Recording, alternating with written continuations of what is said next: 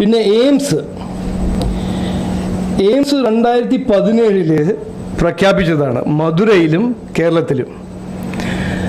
മധുരൈൻ്റെ AIIMS അത് നടന്നു, അത് ഉണ്ടാക്കി, പേഷ്യൻ്റ് വരുന്നു, പേഷ്യൻ്റ് പോകുന്നു.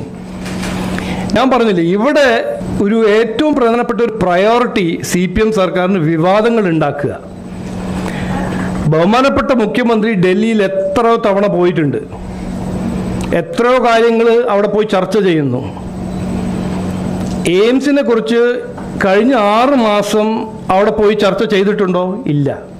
അത് എന്തുകൊണ്ട് നിങ്ങൾ അവരോട് ചോദിക്കണം. കാലിക്കറ്റിൽ ലാൻഡ് അക്വിസിഷൻ കംപ്ലീറ്റ് ആയിട്ടുണ്ടോ? അങ്ങനെ ലാൻഡ് അക്വിസിഷൻ എവിടെ കംപ്ലീറ്റ് ചെയ്തു? ഇതെല്ലാം ചോദിക്കാണ്ട് എയിംസ് വന്നില്ല.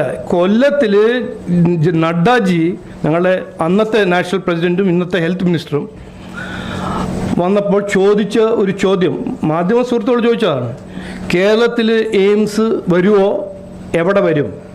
അന്ന് അദ്ദേഹം കൃത്യമായി പറഞ്ഞല്ലോ, സംസ്ഥാന സർക്കാരും രാജ്യ സർക്കാർ തീരുമാനിക്കും, ഞങ്ങൾ എയിംസ് കൊണ്ടുവരും, അത് എവിടെ കൊണ്ടുവരും, എങ്ങനെ കൊണ്ടുവരും, അത് സംസ്ഥാന സർക്കാരും സെൻട്രൽ ഗവൺമെൻറ് ഇരുന്ന് തീരുമാനിച്ചാൽ മാത്രമേ അത് നടക്കുള്ളൂ എന്ന് അന്ന് പറഞ്ഞാണ്.